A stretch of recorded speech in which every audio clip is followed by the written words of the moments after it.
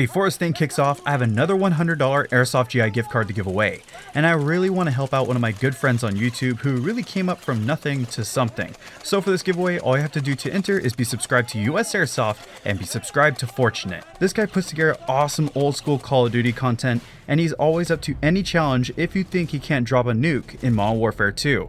Trust me, if you're tired of stuff like this in Call of Duty and remember when Forced Game Chat was the key tool to put together some of the best Call of Duty videos, then you'll enjoy Fortunate. After you do this, then just comment down below in this video what you would spend the $100 Airsoft GI gift card on. The raffle begins this same day next week, so be sure to come back to your comment to see if you won the gift card, so I can give you the code. Alright, so now with that out of the way, I've been wanting to do this show for so long, I just never thought there would be a whole lot of builds to talk about.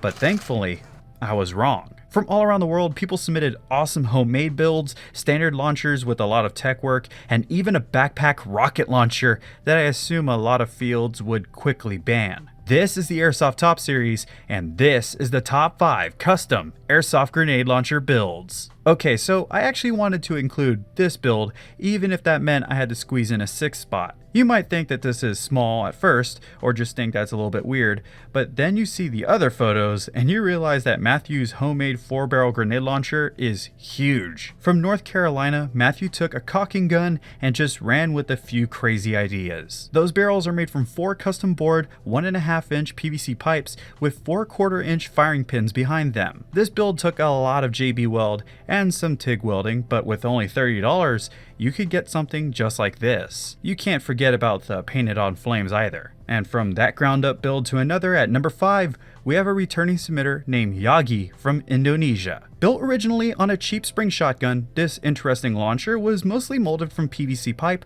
like a lot of his other builds, which includes the elevation sight and most of the front body before the stock was made from wood. Besides that, everything else is pretty standard for this setup. Yogi does achieve 40 meters with 0.28 gram BBs, which is pretty nice for a build like this. Yogi's launcher can be put together if you have a donor gun for only $20. So if you're really on a budget, but you're pretty crafty with PVC pipe, then this should give you some ideas to work with. It's cheap, it's lightweight, it pumps like a shotgun, and if you've ever played Resident Evil 3, then you'll get some real nostalgia vibes going when using this launcher.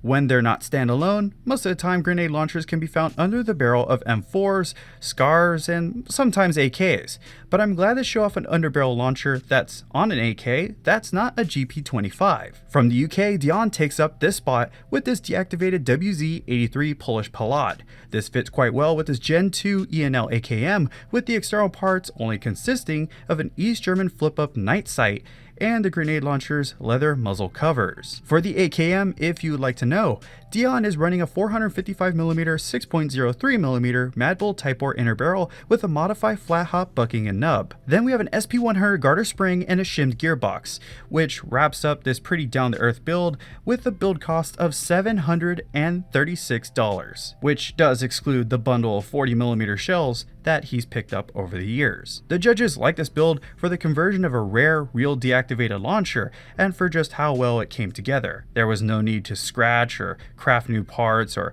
do major damage to the ENL or even the WZ-83 launcher. It all came together well, and that's a major factor that we love to see. Moving along now, we dive into the homemade builds that will take up the rest of this show. These kinds of builds are always awesome because for you guys, well, you'll never expect what you're going to see next. That is made pretty apparent at the number 3 spot thanks to Stefan, who also hails from the UK. I can hear so many of you guys already talking about this build now. Isn't it awesome what you can see on this series? When I say that the Airsoft Top Series brings in some of the best that Airsoft has to offer, I'm talking about crazy stuff like this. For this break action Gears of War inspired double barrel grenade launcher build, Stefan didn't use anything to start with. There isn't a base gun in this build. Stefan made the barrels out of some PVC pipe before sanding them down to fit Moss cart shells. Everything else besides, of course, the stock was then crafted by its owner from metal ducking and 1/2-inch thick plastic sheets that were borrowed from work. After this, an air rifle stock was fixed and some car body filler was then used to seal some spots. Just by the initial looks of it, this build was clearly going to be featured on the show when it was submitted in the polls. It has a sense of brutality to it, from the hammers being made from Allen keys cut to work with internal springs to activate the firing pins, and due to the fact that this is a break action double barrel grenade launcher. There's not much more cooler than that. The hardest thing to make work, according to Stefan, was the Winchester type lever action that drops the barrels and resets them, but it looks like he used his brain to make it all come together. Thanks to his homebrewed style, this setup didn't cost him a thing since the parts were readily available. However, despite that fact, this is still the only one of its kind that I've ever seen, and it wouldn't be hard to imagine that Stefan's build can strike some legit fear into a few players out there in the UK. So USAirsoft now sits at just a bit over 153,000 subscribers. That number just keeps rising, and I'd like to thank you all for that. I'm currently putting together things for a 200,000 subscriber celebration, and I want to make that celebration big. So if you haven't already subscribed, then how about do it now and make sure that your friends are subscribed too. That just means more awesome stuff that I can do and show off. Anyway, I have a runner-up spot to go over, and it's going to an owner of a beautiful blunderbuss. Originally, David based this build on the mechanical operation of an M79 thumper, or blooper as I call it, although there is no base gun to be found like Stefan's double barrel build. It's all just raw steel, brass, and American walnut, costing David about $110 US. All the steel was welded with the brass trigger parts being silver soldered, brass nails, a brass nameplate, a small door latch, and some various screws, bolts, and washers then hold the rest of this build together. David probably spent over 1,000 hours over several years on this build, from first concept drawing, a CAD model, to what you can see here on screen. A lot of patience and effort went into this, a lot of heavy equipment, as well as good friends to get the flared muzzle. In the end though, this paid off since classic builds like these are extremely rare thanks to the aforementioned work that is needed to bring one of these into reality. Besides the thought of actually using a blunderbuss-esque weapon in Airsoft, blasting tons of BBs or dried peas at the enemy per shot was too good to let go of, David said. Specialty tools, lathes, blow torches, anvils, steel, brass, and wood were all used for this blunderbuss, and with another amazing build like this one in the country of Sweden, as if they needed even more awesome stuff to be proud of, we can now move into a build that I just had to show off before checking out the Top Spot build. I hope you don't mind seeing some more awesome stuff. Real quick though, watch this and then pause the video to tell me what you think about it in the comments.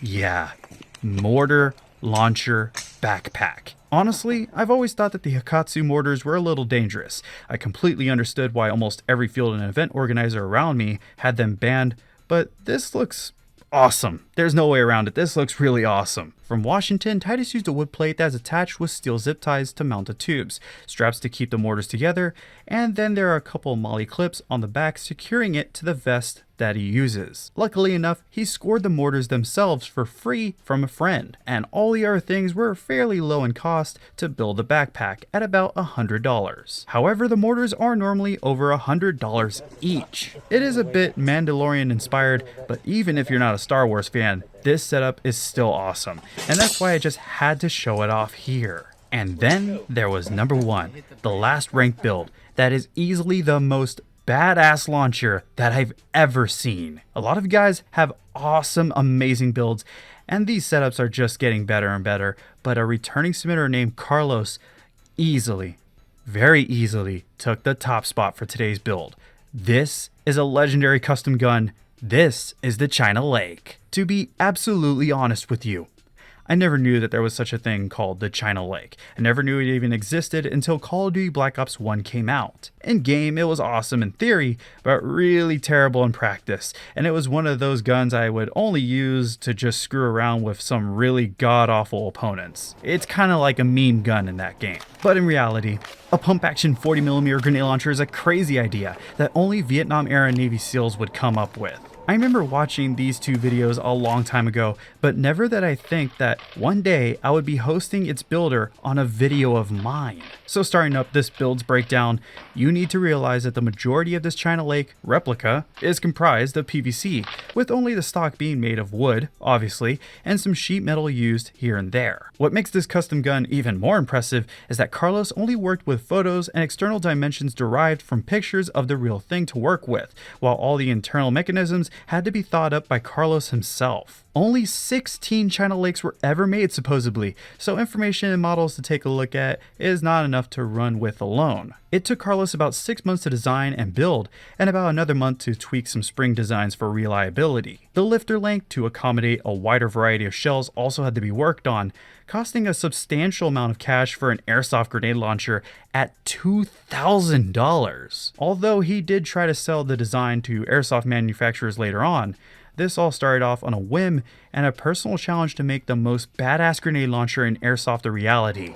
And Carlos, you really did it. You made a replica of a gun that none of my books I own on weapon development even has mentioned. You combine so much talent and ambitions to put together something that could be talked about for hours. It's a real room clearer. Huge and bulky, yes, but iconic, good looking, and history filled at the same time. Either it being filled with only 3 grenades in the underbarrel magazine, or ghost loaded and maxed up with 5 40mm shells waiting to go to work. You can do a lot of damage with something like this, and you can easily take the top spot for this China Lake.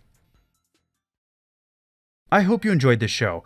I was really looking forward to seeing what the airsoft community has to offer when it comes to grenade launchers, and I was not let down. And I have a lot more to show, so if you want a second episode, then why not spank a like down below. Next, I want to check out Apocalypse builds, and then maybe make a video game themed show after that. Be sure to comment down below your ideas for the Airsoft Top series, or your opinions on some of the builds that you saw here today. Also, tell me if you thought that another build should have taken a spot. Also, don't forget to get entered into that giveaway that I talked about in the beginning of this episode, so you can win yourself a $100 Airsoft GI gift card. Be sure to check out the description for all the links that you'll need, as well as parts lists for the ranked builds. But until that next video drops, from the city of San Antonio, this has been Scott Holmbeck, and I will be sure to see you all next time.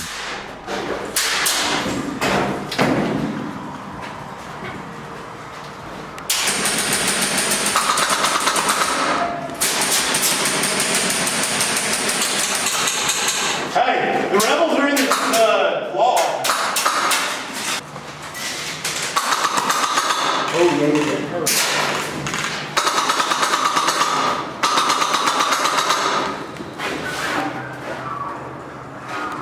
Sweaty.